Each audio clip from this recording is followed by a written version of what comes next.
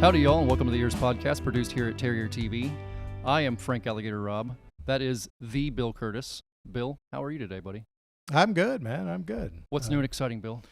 Well, it is almost Christmas time, but by the time this airs, Christmas will already have come and gone. Yes, we will be past the new year by the time this is aired. So it's like I'm a time traveler, but Yep. I'm not a time I traveler. often want to ask us what the lottery ticket numbers are before we ever get to them, just to That's right. kind of wonder what happens. Yeah, Yeah. but no, that's not the way it works. So we're getting ready to go on break, and yeah, looking forward to it. You're Should be fun. staying around town for for break? Christmas, but then after Christmas, I'm going to El Paso, Okay. Texas, and my son and his wife and two boys are out there, and we're going to go to the Sun Bowl, which Wow. is Louisville okay. and Washington. It's Louisville, really.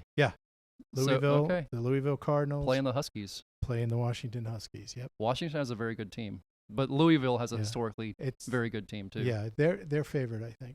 It's not as Are they ranked this year? Either one of those ranked? No. Usually, the Sun Bowl right now gets like the mid Mid-tier teams. guys. Yeah, and last year they got Notre Dame because they usually get Pac-12 and ACC, and since Notre Dame Which is a weird mix. plays an ACC football schedule, they got Notre Dame, and I have never seen the place more full. When God's team plays, God's people show up. Yes, 'Cause- God's team oh. who doesn't really have a conference. Oh my goodness! Who Yeah, should they have a don't. They're conference. independent. They should be because in they a get- conference. But the money that they get from NBC for their football thing, they're making some money. Would But they it not does- get more, though, if they were in a conference? I don't know. If they would, I think they would be there.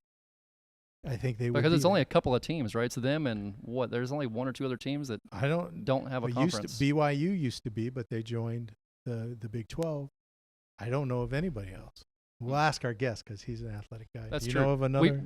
You know, I can't think of another one off the top of my head, but it's funny you guys mentioned Notre Dame. My uncle played for the 77 national title team. Oh, cool. He was a freshman All-American on that team, so you guys talking all this smack about Notre Dame is, Well, it's a tough way to I start, don't I'll think tell there's you what. smack. No, There's no. no smack involved. It was It's just confusing to me. amazing to me. In El Paso, large Hispanic population, predominantly Catholic. I saw so much old school Notre Dame stuff. Yeah. These guys had been Notre Dame fans from way back. Yeah.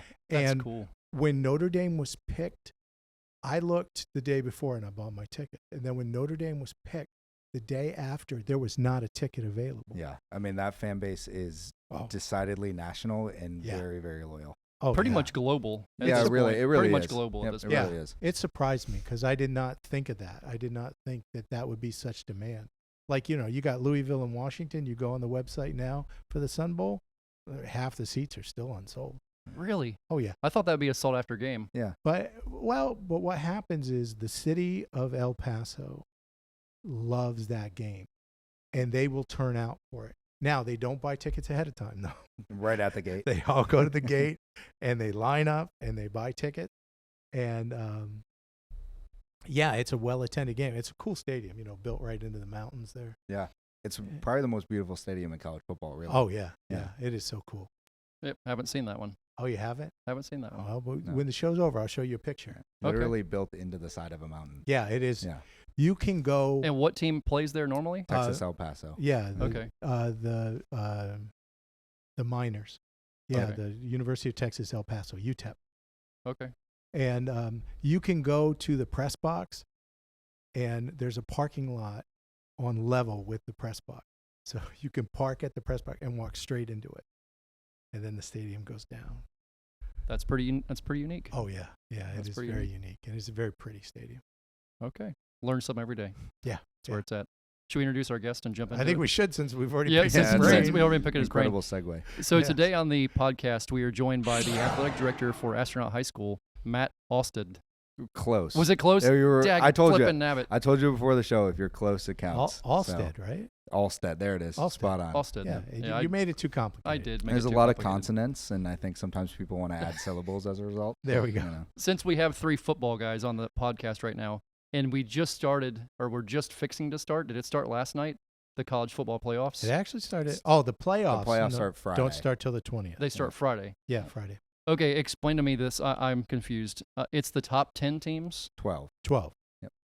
So if you were ranked top 12, you're automatically in. No, so conference winners at the Power 5 conferences all got an automatic bid. So what? ACC, So SEC? SEC, Big 10, Big 12. I'm missing one. Well, the Pac-12 doesn't exist. That might be the 4. Yeah, Yeah. it's just the So Power 4 now. They all got an automatic. So no matter bid. what they were ranked, they got in. Yes.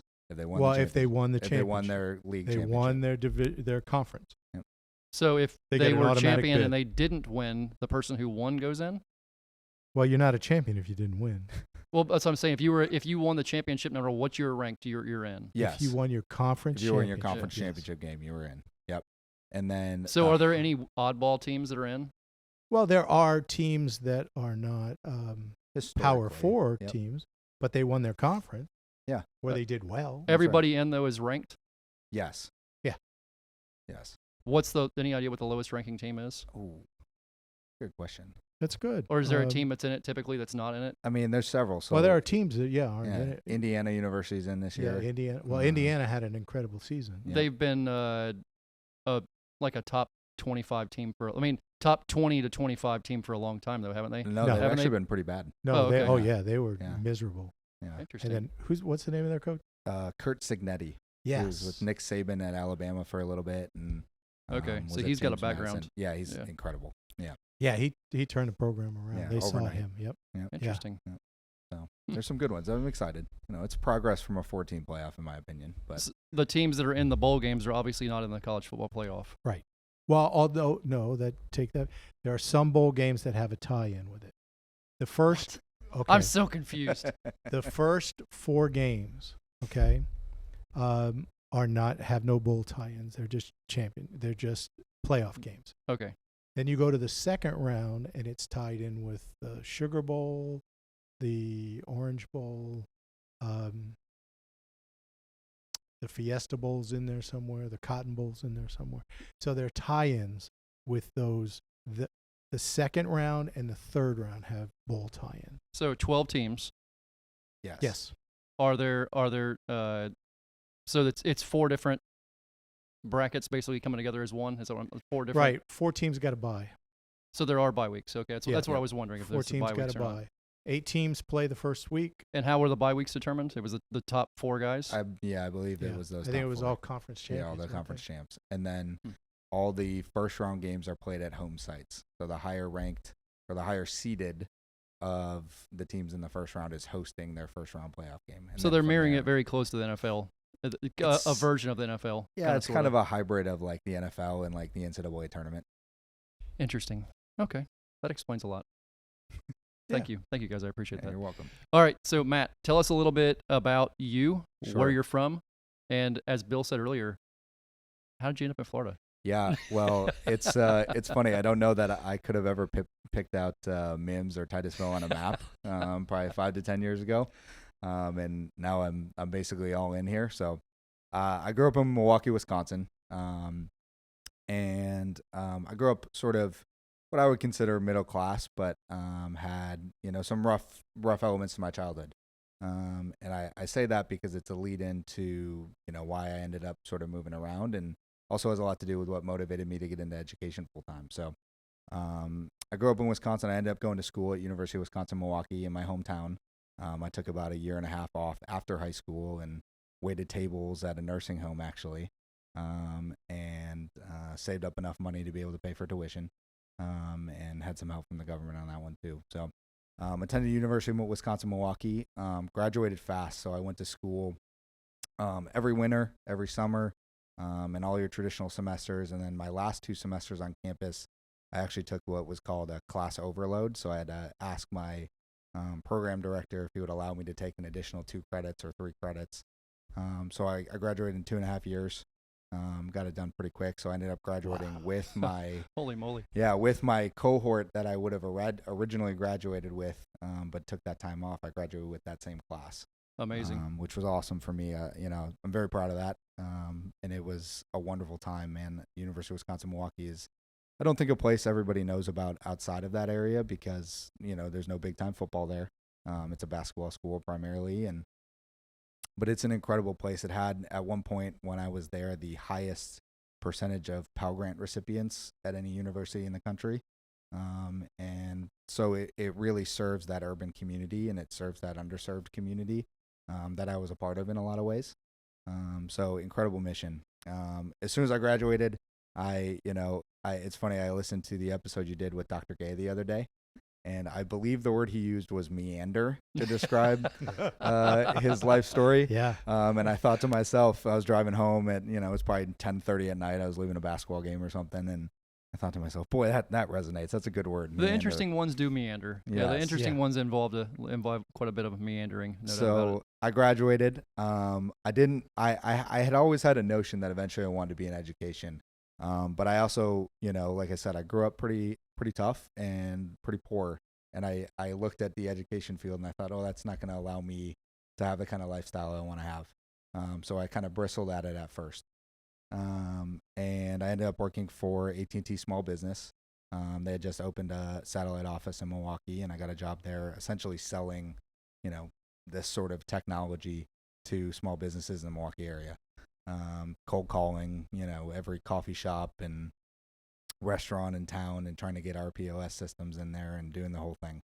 I did that for about 6 months, was pretty successful, and decided that I really wanted to get out of my hometown. So they had another office. One of their headquarters actually was in San Francisco, and I had some friends out there, and I said, hey, what if I just picked up and moved? And, again, like I said, there's going to be a meander here. It's going to keep going. So I did that. I picked up and I drove cross country by myself. Took about 3 days and, really tried to enjoy that trip and drove through the mountains and got to the other side and ended up living with some friends in Walnut Creek, which is in the East Bay. How old were you at this point? I was 23, 24. Yeah. That's a lot for somebody who's 23 or 24. Yeah, Mm-hmm. It really was. It was kind of a rip the Band-Aid off moment. Just throw it all in and see what you can get done. And I was really thankful on the other side of that to have a job. I was able to keep working for AT&T for a bit when I first got there. But again, I wasn't really committed to that career. It was just something that paid the bills. Yeah. So I kept that job for a little bit. I also started sweeping the floors at a brewery out there. Any odds and ends jobs I could find just to make money, make things work. San Francisco's a pretty expensive city, especially at the time. I think it was the most expensive city in America, I believe, when I first moved there. Yeah. So we split, two buddies and I split a 2-bedroom, 2-bath with a den. And one of them slept in the den. And I think we were each paying something like $2,500, something ridiculous at the time. Yeah. Wow. Yeah. And that was a reasonable situation for everybody. So, so I did that. And on the side, I started, I'd always wanted to be a writer. So I started doing some freelance copyright work, basically. Any job I could take. You had a website, you're an entrepreneur, you got a website coming up and you need some copy. I'd put a bid in, and usually I'd undercut everybody else because, I was just some scrappy kid. What are you going to hire me for? But I started to build a little bit of a reputation. I did a good job on some of those projects, but built some good relationships with some businesses, especially in San Francisco at that time, that ended up being larger over the course of several years. And because of that work, I was able to kind of transition into bigger and bigger projects and do some more creative stuff. I did some website design. I branched out and started doing some social media and data warehousing stuff, and I'm figuring all of this out on the fly, right? I'm not trained in this, I'm just a kid from Milwaukee with a history degree. But I'm pretty good at, and something I tell our kids a lot is, you got to figure it out, right? And that is probably my greatest skill as a person, right? I don't think I'm exceptionally intelligent. I'm probably mediocre charming, but I'm 100% great at figure it out. Figure it out. There you go. And so I figured it out, and I was pretty successful. I was able to kind of transition that slowly but surely into a sustainable income for myself. Stopped working, for anybody else, and did that contract work for basically the next 5-ish, 6 years. I stayed in San Francisco for 2, but I'm a little bit of a wanderer, so I decided to pick up, and I had some family in upstate New York. So I flew across the country, same kind of thing. Hey, what if I just flew out here? Oh, there you go. So I flew out to Rochester, New York. Rochester, okay. Yep. and kept doing that. Took a part-time job at a Barnes and Noble just to meet people and get to know in the city, and kind of ingratiate myself in the community in a small way. And while I was doing all this work, I also started working on the creative writing side, because that was really the draw in the first place. Right. So I wrote a lot of poetry. I wrote some essays and short stories, and kind of op-ed's probably not a perfect word, but sort of opinion-based things about the way of the world, and how best to live your best life. And I was doing a lot of yoga at the time, so I was kind of in that new age mindset. Okay. Yeah. So who did we have on? It was the hot yoga lady. Suzanne Elliott. Okay. Yep. Yeah, we had that. We just did a few episodes ago. Yeah. I'll have to check that out. Yeah. Yeah. I don't do it as much anymore. I don't know if you can tell, but I don't even know what it does for you. So. If I'm being honest with you, I don't know what it does for you either. It makes you rubbery. Yes, Yeah, very okay. rubbery. That's how I stay rubbery. Yeah. It keeps you rubbery. Yeah. Gotcha. So I started writing, and I was fortunate. I had a couple pieces picked up and some poetry that got published, and I thought, maybe I'm halfway decent at this. Oh, cool. Now, what type of poetry? So you could probably categorize it a couple ways. I'm going to give you some Is it names. like limericks? No. Although my grandmother would have been so happy. She was Irish Catholic right off the boat. If I started writing limericks, she would have been thrilled. No, it's sort of beat poetry, Oh, so, okay. Think like a combination of like Charles Bukowski, Jim Harrison. Those were kind of my influences artistically, and I'm gonna pretend I know who those people. Yeah, that's what I'm doing too. just I'm going, nod. yeah, Just okay, nod. You Oh, can yeah. Google it Oh, yeah. afterwards. Yeah. So I wrote about my life, and in a way it was a processing mechanism too, right? I grew up in a rough way, and it was a way for me to sort of work some of that stuff out, I think, in a healthy manner, and hopefully in a way that maybe others could relate to and find some solace in too. So I did that, and about, again, probably 3-4 months into that living there, I decided I was gonna hitchhike. I was gonna hit the road. And what year is this? This is probably, let me think. I graduated 2014, 2016. This is probably 2016, 2017. Okay. Yep. So you weren't like in the 60s. No. Because hitchhiking in the 60s was fine. Yes. Yeah. I figured I'd try to revive it. Oh, there you go. Bringing it back. I was going to be the guy to bring it all back. Uh-huh. And I did that. So I went, ended up being just shy of 3 months. I started in Rochester, New York. And, Okay. I did the whole thing, man. I put my thumb up. I wrote signs. I got creative on the signage. And, I didn't really have a destination in mind. I just wanted to see a little bit more of the country and meet some folks and There you go. write about it. I've always been curious. So you're on the side of the road. You get your thumb up. You're holding a sign. How long does it take till the first person stops? I'm sure it varies depending on where you're at. It definitely varies. What's the quickest you've ever been picked up, and what's the longest ever took to get picked So up? I actually, in Jacksonville, my first time in Florida ever was on this hitchhiking trip. And I was in Jacksonville. I had just come out. I sort of had set a rule for myself, because I wasn't destitute, so I could absolutely get myself a hotel or an Airbnb if I needed to. But I wanted to really throw myself into the experience, right? Sure. So I made a rule that I would only pay for somewhere to sleep if I had no other options and I couldn't find anywhere else to go. So my first night in Jacksonville, I did end up having to stay in a hotel. I was like, okay, I'll try it again in the morning. So I come out, I walk out of my hotel, and I get right next to the on-ramp for 95, I think it was, right? And I put my thumb up, and right away, first car to the light, it's an old couple. It's an old lady and her husband. They're probably in their 70s, and they've got their son all in his youth baseball gear in the back. And I thought to myself, lady, you're crazy. You don't know me. Yeah. You're going to let me in this car with your little baseball kid in the back? But yeah. She pulls over and she goes, well, where are you going? And I was like, wherever you're taking me. Like, I'm here for the ride. I'd love to talk to you guys. Love to hear your story. I would try to explain a little bit of what it was I was doing so people didn't, Get freaked out. Right. out. Yeah. Like, what's up with this guy? Right, yeah. Which I'm sure plenty of people got freaked out too. But she let me in. She's like, well, we're going to his youth baseball tournament if you want to come along, and you can stay at our place tonight, and we'll tell you some stories.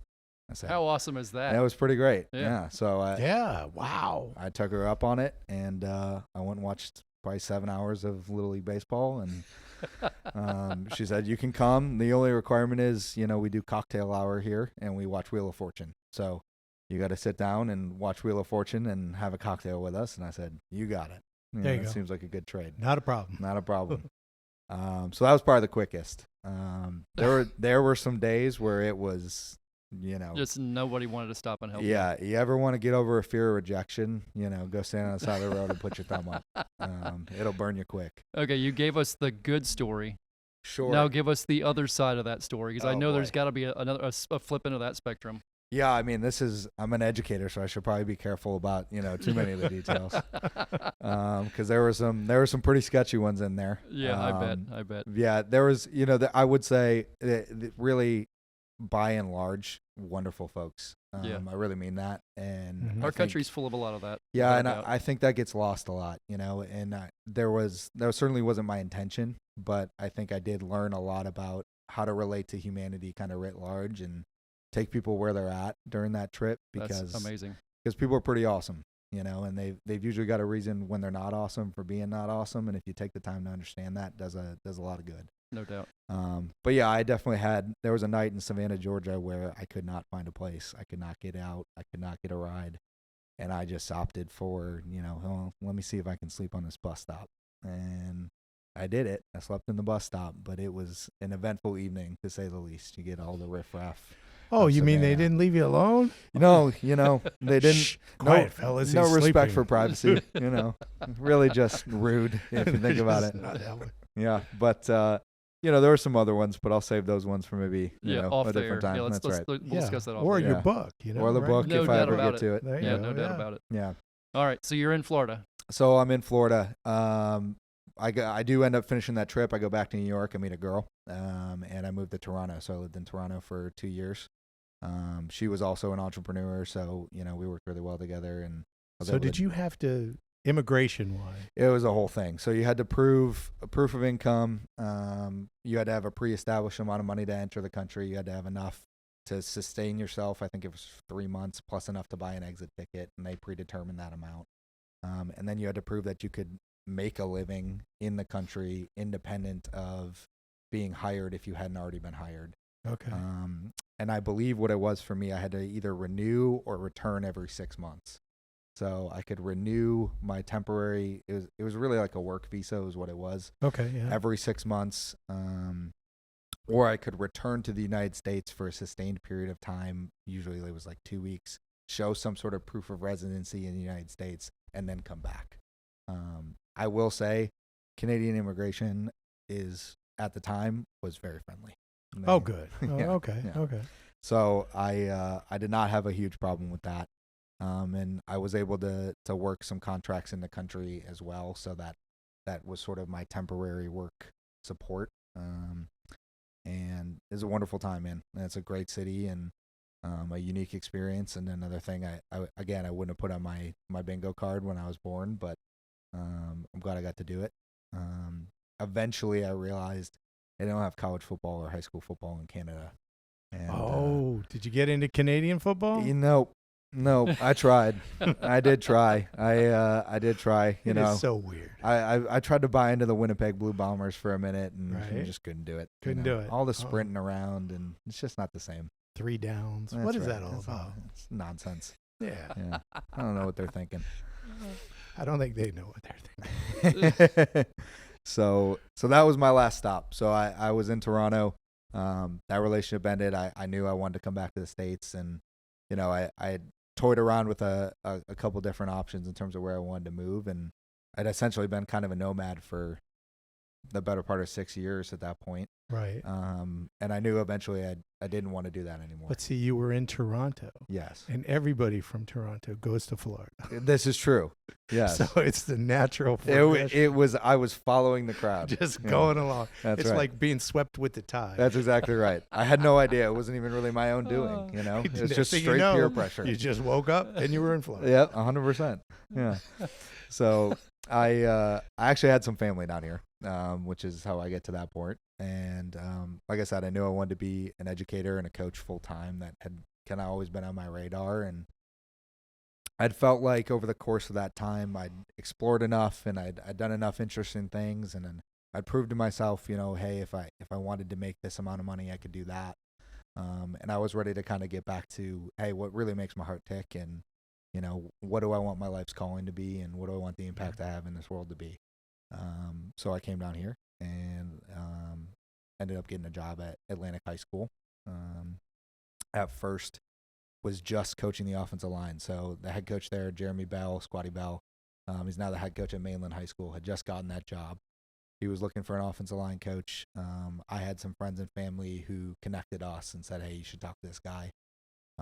I neglected to mention that throughout this period, whenever there was a local camp, a football camp of some kind, I'd do my best to try to coach at that. I wasn't coaching in the school system, but if there was an ex-player hosting a camp, I would try to get connected. I grew up in football. Like I said, my uncle played for that national title team, and I've got a cousin who was a coach, and one of my he's almost family too. He was like my uncle's kind of second dad. Is the head coach at the winningest program in Michigan State history. So it's in my blood. It's always been in my world. It's my favorite thing to do. But I didn't really have the resume to necessarily walk in the door and get a position coach job at the high school level. But thankfully, Squatty and I met, and we hit it off, and he was incredibly supportive and willing to take a risk and brought me in the building. So I started coaching the offensive line there. Got the JV head coaching job that same year. After about a week and a half, 2 weeks of the season. Oh, wow. He was like, you know what, you're the guy, go do that. So I did that for the first few months, but I didn't have a full-time job on campus yet. And I knew eventually that was something that had to happen. Didn't have any teaching positions available for me at the time, but they did have a campus advisor position. Yes. Okay. Yeah. So it was interesting. See, in the old days, they would have had you run in-school suspension. That's or something right. Like That's that. right. That's the old school football job, right? Yeah. It's funny. Our defensive coordinators are in school suspension teacher at Astronaut right now. There you go. Spot on. Also, I will ramble. So if you guys need to interject, No, you're doing good, buddy. Fine. Okay. You're doing good. I started there, and they had a campus advisor job for me. Really, they had 4, but there was only one of me, so they hired me on And gave you 4 things to do. That's Or exactly. 4, Yep. okay. Cover the gate, and take the kids, and cover the back gate, and every which goodness. way.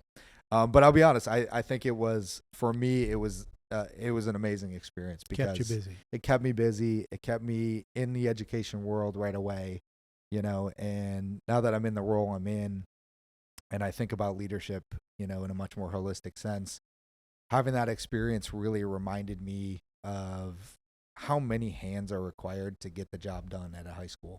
Oh, yeah. And oftentimes those $12 to $15 an hour folks who are doing that kind of unsung work, get missed in being celebrated for what they get done. And, I was beating the path every day doing that for not a lot of money. And, I think my step count, I started counting, was somewhere around 16,000, 17,000 steps a day. And, I was bleeding out of my toes because I was the only guy. So I'm running all over the place trying to get folks. And, it was awesome. It was a really cool experience. Oh, wow. Yeah. So that spring, the softball job came open, and I threw my hat in there, and I got the head softball job at Atlantic that same year too. So I ended up coaching softball that year. Okay. And my admin said, hey, you're doing all this stuff. We should probably get you in a classroom. And I said, yeah, that's the idea. Mm-hmm. Yeah. So they didn't have, I'd applied to the state, and I'm social studies certified. That's my, that's my major and my background. But they didn't have any social studies jobs at the time. There's very few of those. Oh, yes. Yeah. I am a social studies major as well. Okay. And somebody has to die. Yeah, that's right. The social studies teachers don't give those up. No, often. no. So I ended up doing support facilitation in English, which crossed some of my interests too, right, from the writing standpoint. And yeah, it was baptism by fire in terms of understanding the education system as a teacher, because I've got all my state compliance stuff I have to do now. I'm in Right. English classes on a daily basis, working with those low quartile kids, working with those kids who are right on the bubble of being 2-3 passing kids.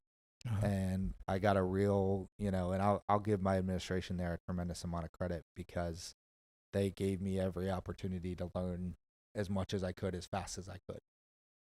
So they brought me in on, the PBIS, Positive Behavioral Intervention System team, and they brought me in on the early intervention team, and they brought me into those meetings. And Frank, really, the PBIS is everybody gets a cookie. yes, correct. That's not what it's supposed to be. That's not what it's supposed to be. But that is what almost it ends always up how it being. ends up being. Yeah. Yeah. It's like, hey, you punched a kid today. Here's a lollipop. You Yeah. know? Have a cookie. Yeah.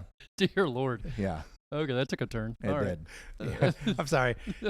Education and acronyms are, it's alphabet soup, and we make up stuff for everything, and we assume that everybody knows what we're talking Correct. Honestly, I just started looking at both of you guys like somebody's going to break this down for me at some point. Oh, yeah. No. It's just what we do in education. It's one of the things. Okay. I don't really know why. Yeah. Makes sense. Yeah. It's easier, right? You I just guess, slap yeah. an acronym. You slap an acronym on it, and you go, this is what we're doing. Yeah. And it sounds important. That's right. Sounds Look, good. Look what we're doing. We're in Exactly. this school or that school. A lot of you know? times I think we're stuck in the emperor has no clothes. And if you say it, then they all say you're dumb. Yeah, there's some truth to that, I think, some I of think the so, time. yeah, I think so. Unfortunately. But But we digress. I digress. Fair enough. That's Frank's thing. I like to He digress. usually that's usually you're the digresses. digressor. Yeah, He it usually sounds fancy. Digressee. It sounds fancy, yes. Yes. Digress or. Digressor. The digressor. Digressor. You would be a digressee in this case. No, I'm the digressor, and he's But the digressee because if I'm Because I was traditionally the digressed. I too. drew drew him off of his Yeah. You're, thing that he you're was going on. digressing. Yes, I received the digressing. Yes. Therefore, I'm the digressee. There we go. Yeah. He's It an all makes English sense. guy. It all He's, makes I go with him. Don't trust me on that. So yeah, I taught. I did that English class. Had again an incredible group of teachers. I feel very lucky. I've been surrounded by a lot of wonderful folks. That has a lot to do with it, right? I'm kind of just a guy, and I've had a lot of really talented, caring, thoughtful educators bring me into what they do and really show me the ropes. And I think that's allowed me to, progress pretty quickly in my career.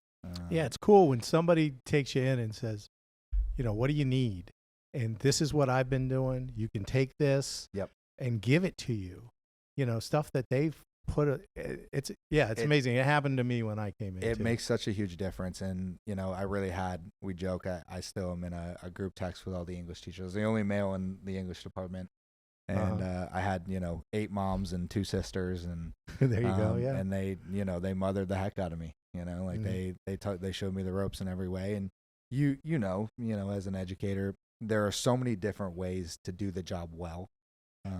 Yeah. And a lot of it comes down to doing it at an authentic level for yourself. Yes. And that's true of a coach too, right? You can't be a different coach. You have to be you. And you can only communicate with people on the level that's honest to who you are. And kids especially sniff it out when they smell somebody who is being false or trying to show up for them in a way that isn't authentic to who they are. They sniff that out right away, and it burns that bridge. And I have found, for me anyway, it's changed over time. Because I used to, when I was a parent, I had a way that I interacted with kids. Yeah. Now that I'm a grandparent, I have a different way. Oh, interesting. It's much more, things that a kid would do that would make me angry. Now it's like, what do you need? Yeah. Because it's like my grandchildren. Yeah. There's more patience. And, Exactly. yeah. Exactly. Well, because it's not my job to raise them. Sure. It's not my job to raise them. It's my job to nurture them. But, when it comes down to it, discipline is somebody else's. That's mom and dad's job. Yeah, it's mom and dad's job. We'll send them home. That's awesome. I think that really drives the point home, right? It's like even for yourself over the course of your career, you're gonna feel differently about how you deal with the kids. You know? And I think from my end, the thing that has helped me the most has been that weird meandering life and my upbringing, right? Because you're at a school of 1,100 kids, you're going to have 1,100 different stories and 1,100 different ways of being. And oftentimes, because it's easier or more convenient, we will put kids all kind of in a box together.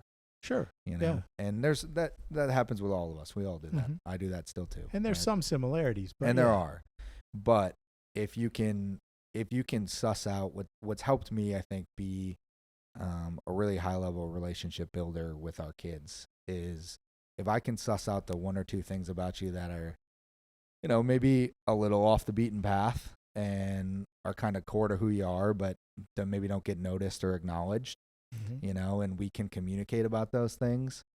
There's a trust level that's built that allows us to do a lot more in terms of pushing hard on those standards and pushing hard on what we expected to practice, you know? Oh yeah.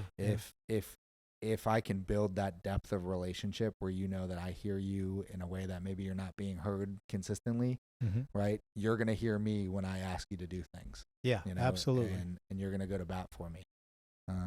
So that weird experience, I think, has a lot to do with how I see our kids. You know, they're the same as the folks picking me up on the side of the road. You know, they're the same as the folks in San Francisco or Toronto or Milwaukee, you know, and I try to approach each one of those kids like they are an individual holistically, you know, and really try to empower them to figure out what it is they want to do and be beyond what they're being told they have to do, you know, because the have to do stuff is a part of it. But it's very difficult sometimes. I think even as adults, I certainly feel this way. If I had a different job, I probably wouldn't be as happy to come to work every day, right? The stuff that I have to do is pretty easy to do because I'm doing things that are meaningful to me, right? Right, yeah. And if we can suss those things out for our kids and explain to them in conversation, hey, you're telling me this is really important to you. Well, guess what? This, and this are the ways you're going to be able to allow that to be a part of your life meaningfully for a long time. You can really pull out their energy and their intensity and their effort in a way that maybe wouldn't otherwise happen. So yeah, oh, absolutely. Yeah, it's to be able to see them and figure out, you know, how you can relate to them, and how the things that you have in common. Yes. Yeah. All right, let's talk a little bit about this current role you're in as the athletic director at Astronaut High School. We were talking about this a little bit before we started. I don't think people understand how much of an event planner. Okay, so coach, event planner. I'm trying to think that how many daggum roles there are involved in athletic director. There's so many. Oh yeah. That go along with event planner. That it's not one sport. It's all the sports. It's not one thing a week. It's multiple things a week. You're managing. And not just your coaches, but other coaches who might be coming to your event. Sure. The other parents from both sides coming to your event.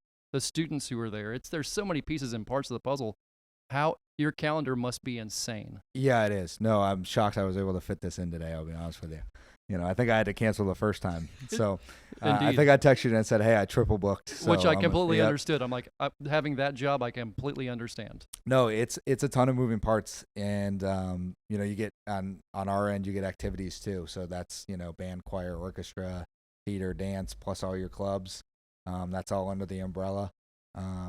It is, until you sit in this chair, I don't think it's easily explainable. Controlled chaos? That not always controlled. Yeah. You know, sometimes slightly managed chaos or, you know, massaged and directed chaos. But it's incredible, man. It's an awesome job. The extent of organization. It's got to be nuts. To do that. Yeah. It's got to be nuts. And I think what I've learned, and I was fortunate, you know, Cheryl Shivel was the athletic director here before, and she was incredibly supportive of me and really helped me over the summer kind of start to get my hands on some things, and is still a mentor and a contact for me. And she did the job for 13 years. And I think if you ask anybody at, you know, any of the Burrard ADs who were around her, they'll tell you just how well she did it. So to have her kind of give me that guidance, but that organizational piece is humongous, because without that, you can't do any of the other aspects of your job that are also equally important. Right. So I have a Google Calendar and a Outlook calendar. I'm also in charge of the Outlook calendar for all of our activities and events. So that all gets pulled over onto the share account and our admin accounts, and got to get that communicated with TPD, and I got to get that communicated with our trainer, and then our coaches, and then our kids, and then our parents and EMS. And, that's for one basketball game, or one soccer game, and you're doing that. That's not just as simple as one automatic email either. That's got to be separate communications to every single one of those people. Yes. Well, and increasingly so too, because you've got so many folks who are not necessarily on your campus, right? Involved in that process. If it was just a campus email, I'd just send in all staff every day and, be off to the races. But you've usually got 10, 15, 20 people, including possibly your coaches, who are community members, and, they're not on your campus in your building easily accessible. They've got a job that they're doing at another hour, where you might not be able to reach a coach at 3:00 on a Tuesday with a sudden change. That might be something you're calling the wife about and saying, hey, can you let, Jimmy Joe know that this changed and we're going to have to move it on Wednesday. But you gotta dot your I's and cross your T's with all that stuff. Right. Oh yeah. I've often been interested as an athletic director, which is more chaotic, spring sports or fall sports? Well, for me, because I'm still coaching football, there is no doubt it's fall sports. Okay. Yeah, there's no doubt. Because not only am I trying to arrange and set up for a Friday night football game, but at 6:30, I'm putting my headset on and I'm, going to coach it. So, yes, that's a lot. It's a lot. Oh yeah. Yeah. I coach football over at Maryland Christian. Okay. So I understand the love of coaching, and there's a part of you definitely pour into the coaching, and there's a different part of you that kind of comes into that as well. I'm curious for you, what part of your coaching do you use for your athletic directing and your teaching, and what part of that do you take to coaching? So in terms of like skill crossover, and, yeah, what are main things you grab from each side that you that's see going back and forth? Well, so I think on the coaching side, right, it stems from teaching. You can't be a great coach if you're not a great teacher. Best coaches I've ever been around were great teachers.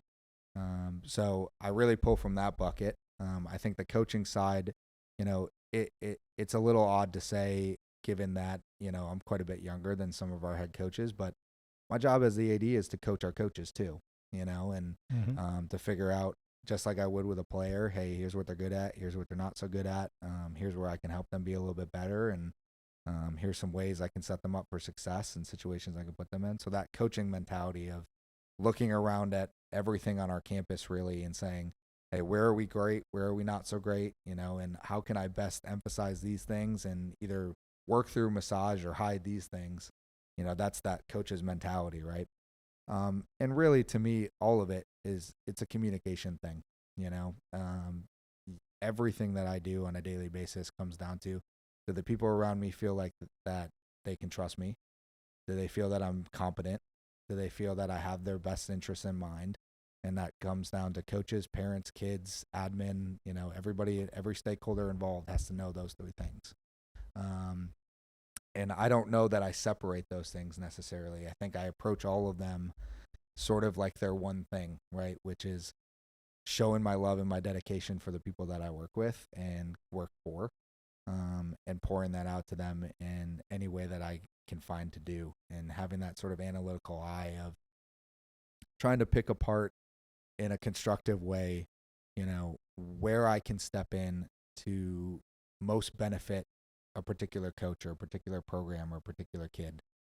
What's the one thing or two things I can do on a daily basis or a weekly basis that are going to really be a force multiplier for that program or that coach or that kid. And usually if you sit down and you talk, they'll tell you. But sometimes you got to sort of suss it out. But I think that is by far the best thing I've done in this short time. Is I think if you ask our coaches and our kids, if they know that I care about them, they'll say yes, 100%. And I've found a way to serve each one of their needs in some meaningful way, right? Because there's a lot of things you can do that are of service that maybe don't mean that much to the person you're servicing, right? That's true. Yep. So trying to really find that one major thing or two major things, or maybe it's small things that I can do every day. That's been a huge positive, and probably the thing I'm most proud of so far. It's epic. Matt, buddy, we really appreciate you being here and chatting with us, sharing your story. This has been great. Can't wait to see the amazing things you do over there at Astronaut. since we're so close, we notice over here at THS, and we love the rivalry. It's been there forever between THS and Astronaut.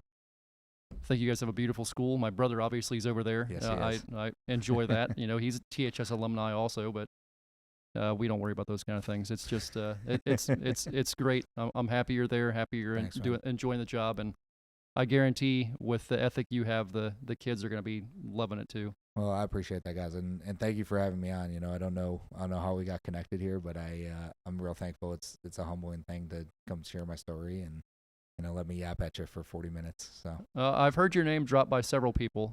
My brother dropped it to me the last time. He's like, "You got to have this guy on." Yeah. He's like, "Trust me, you need to have this guy on. Talk to him." And I said, "Okay, well, we'll do it. We'll make it happen." Well, that's awesome. But That means a lot. really appreciate it, sir. Thank you a bunch for being here. Thank you, guys. Appreciate it. All right, Bill. Are you going to do the final thing? I reckon I shall. Well, that's the camera. Yes, sir. Yeah, I'll do it. Have a good afternoon, Bill. I will. I will have a good break, man. I'm going to have fun. Yeah, be safe and have fun on your trip. Mm-hmm. And Yeah, driving 4,000 miles. that's a little bit of a in that's a 7 little bit of a days. distance. Yeah, but I love it. I love doing that. That's your jam. Yep. That's your jam. All right, y'all. Thank you for tuning in to the EEARSS podcast produced here at Terrier TV. If you're interested in learning more about EEARSS and the things we do, you can go to Alligator Robb, ROBB.com, or EEARSS.org. It's EEARSS. Yes, that is the longest acronym you've ever heard. That's the way it works. Learn more about us, the cancer research we're doing, the biodiversity research we're involved with across the county, and all the things we're doing with EEARSS. Thank you all for tuning in. We'll catch you all next week. Bye-bye.